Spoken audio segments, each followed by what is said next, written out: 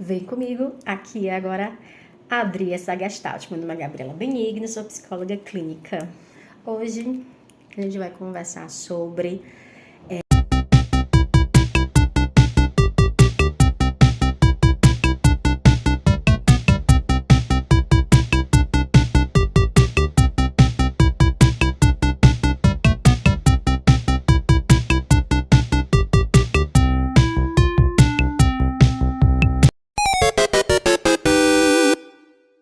uma realidade bem dura.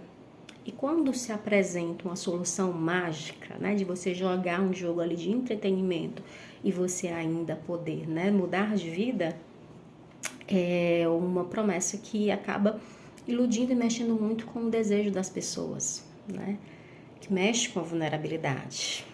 Então não é algo que é inocente, não é algo que é não pensado, muito pelo contrário, né, é exatamente esse público vulnerável que é mais atingido.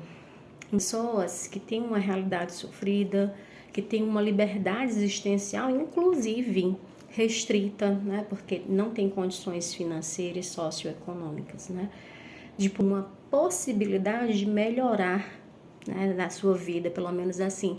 E quando essa pessoa ela entra em contato, tem essa experiência, várias coisas acontecem no próprio organismo dela, inclusive de ajustamento. Então existe uma autorregulação, né, e que isso acaba impactando o modo como essa pessoa vai se relacionar com ela, com o mundo, com a vida, né? O jogo acaba sendo figura na vida dessa pessoa, é algo que fica muito ali visível, né? Proeminente, fica ali muito. O jogo ele acaba sendo uma figura na vida dessa pessoa, central, né? E todo o fundo existencial, todas as questões, inclusive, que são importantes na vida desse sujeito, são esquecidas, não são vistas.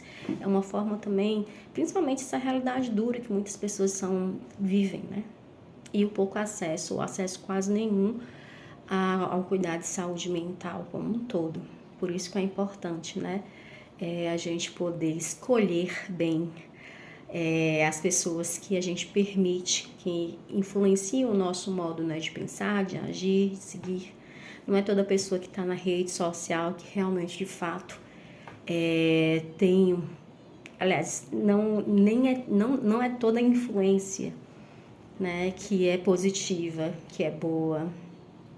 Não é toda influência, né, que nos enriquece, que nos nutre de maneira significativa. Não é toda influência que faz sentido na nossa vida. E liberdade é isso, a gente poder escolher, né?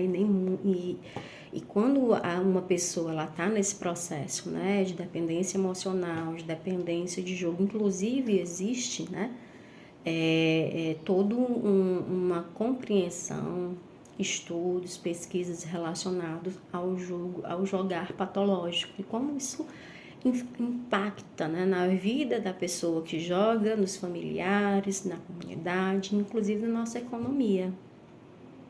E aí não é só um jogo, não é só brincar, não é só um entretenimento que tem que fazer com responsabilidade, né? Compreender que muitas dessas pessoas que estão no quadro de vulnerabilidade são as pessoas que são mais afetadas. E não é entretenimento, né?